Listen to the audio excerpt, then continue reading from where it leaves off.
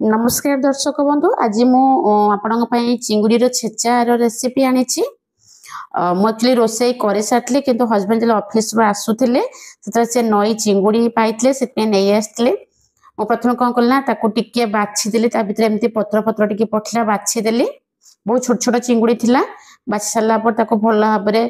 बर्तमान बाछी सारापर धोईदेवी देखो के छोट छोट चिंगुड़ी अच्छी बहुत भल भी चिंगुड़ी थिला माने माने आजिकार ही चिंगुड़ी थिला पूरा फ्रेश चिंगुड़ी थिला ताको भल भाव धोईदेली देखंतु मु ताको भल भाव धोईकी ताको गोटे जगह छांकी देली ताको टी भल भाव धोइबे कहिना माने कला कला एमती बाहरुतला भितरो देखंतु मु भल भाव ताको धोईकी गोटे छांकणा रे छांकी देली छांकी सारला परे टिके लूण आ टिके हळदी पकेकी सेटा मु ताको गोळे देली टिके देखंतु टिके गोळे देली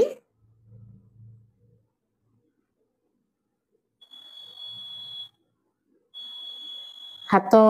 हाथ लगे एक्चुअली गोळेलिनी कहीं हाथ लगे गोळेले तार जो कंटा बाहर से जो मुन अच्छी फुटी जाऊला से एमती खाली हल्का हाथ ही गोळे देली देखो ए तरकारी एक्चुअली करी आज अंडा तरकारी करी किंतु मुझे माने कौन कि माजी नी जस्ट धोई थी जो हजबैंड आसले मुझे ही तरकारी भजिया करदे बोली भाविली से तेल पकेली सोरिष तेल पकेली तापर से चिंगुड़ी गुड़ा को भितर मुझे ढाईदेली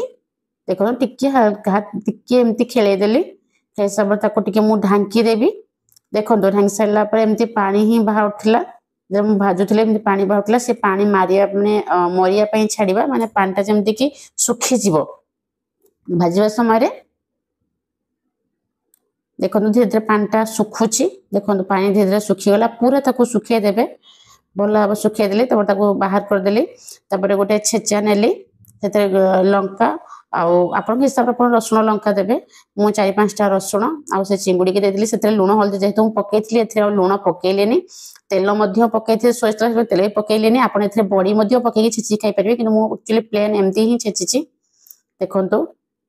एमती ही टिके भल भाव छेची देवे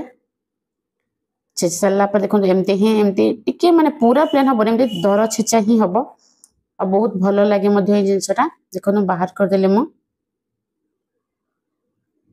बाहर करदेली छेचा तापरे खाया देखो मुझे अंडा तरकारी भात और से छेचा करी छेचा बहुत ही भल लगुला आप एमती कर खातु बहुत भल लगे और भल लगुला सब्सक्राइब निहाती करेंगे थैंक यू रही बहुत देखा गोटे नुआ